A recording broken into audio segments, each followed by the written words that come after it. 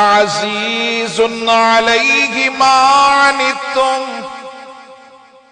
حريص عليكم بالمؤمنين رؤوف رحيم.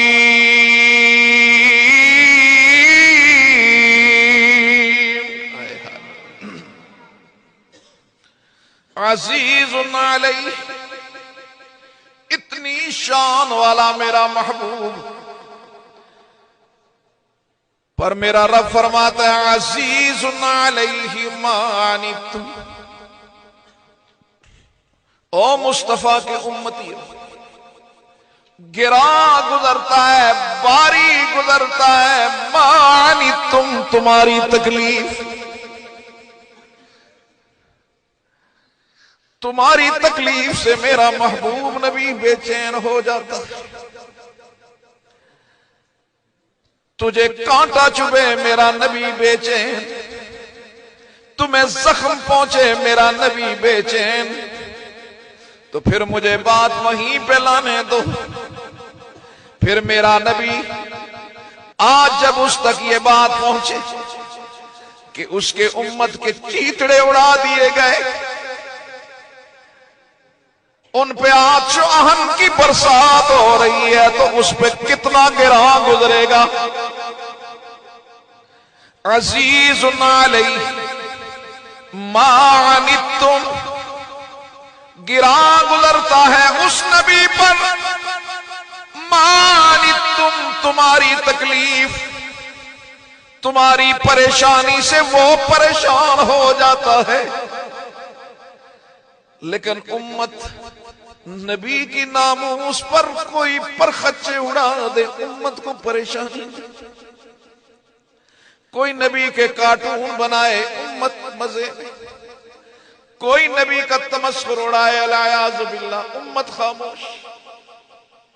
لیکن وہ میرا محبوب نبی عزیز علیہ ما عنتم. امام الانبیاء حضرت محمد مصطفیٰ صلی اللہ علیہ وسلم نے فرمایا، ہر نبی کو میرے رب نے ایک اختیار دیا ہے، جو وہ مانگے گا رب اسے عطا کر دیں گے. صحابہ نے پوچھا اللہ کے محبوب، آپ نے وہ اختیار استعمال کیا؟ فرمایا نہیں. کب کریں گے؟ فرمایا دنیا میں نہیں کروں گا. کب کریں گے اللہ کے محبوب؟ وہ منظر پھر کل میدان محشر ہوگا.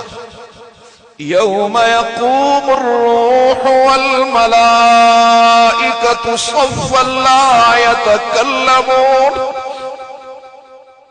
الا من اذن له الرحمن وقال صوابا. ذلك اليوم الحق فمن شاء اتخذ الى ربه سبیلا. مآبا. آئے ہائے، وہ دن قائم ہو جائے گا، ملائکہ صف باندھے کھڑے ہوں گے. سید الملائکہ جناب جبریل امین بھی خاموش ہوگا، بول نہیں سکے گا. اللہ کے محبوب نے توجہ کرنا، ایک مرحلے پہ فرمایا من حوسب عذب، جس کا حساب کتاب شروع ہو گیا وہ عذاب میں پڑ جائے گا. جس کا مناقشہ شروع ہو گیا وہ بچ نہیں سکے گا. ام المؤمنین سیدہ عائشہ رضی اللہ تعالی عنہا عرض کرنے لگی، اللہ کے محبوب، قرآن تو کہتا ہے فَسَوْفَ يُحَاسِبُ حِسَابًا يَسِيرًا، کہ ان کے لیے تو بڑا آسان حساب ہوگا. آپ فرماتے ہیں جس کا حساب ہوگا وہ پکڑا جائے گا. اللہ کے محبوب نے فرمایا حمیرہ نہیں، حساب یسیر کا معنی یہ کہ فائل پوری تیار، کیس پورا تیار، ایک فرشتہ آگے ایک پیچھے، درمیان میں یہ بندہ، بارگاہ الہی میں فائل پہنچی، رب العالمین نے فرمایا فائل نہ کھولو، جانے دو۔ عرض، اس کو عرض، فائل پیش ہوئی، کہا کھولو نہیں، جانے دو۔ ایسے میں اسی لائن میں کچھ لوگ بڑھیں گے، حکم آئے گا فقفوہ، روک لو انہیں، فقفوہ، روک لو انہیں۔ آج تمہیں کسی چوکی پہ پولیس والا روک لے پریشان ہو جاتے،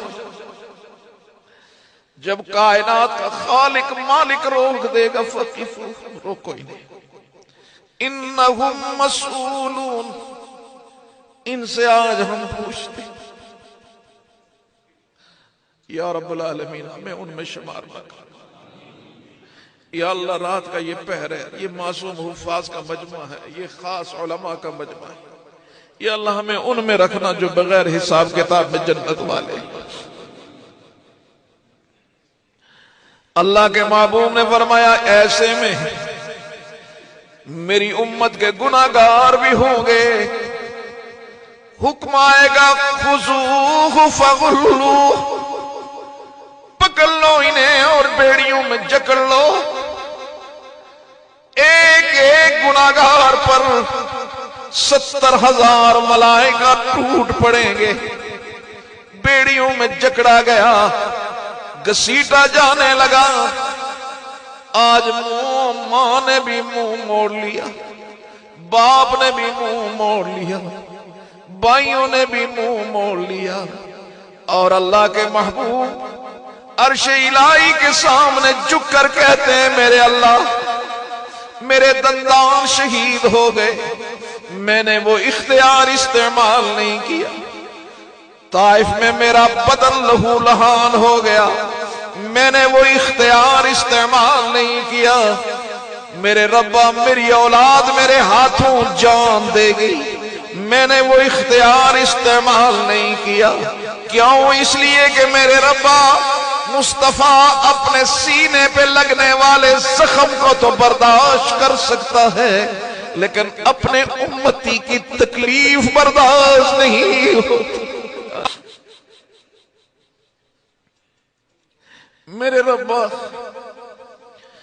میں اختیار استعمال کر رہا ہوں، میرے ان گناہگار امتیوں کی جہنم کو جنت سے بدل دے۔ آئے آئے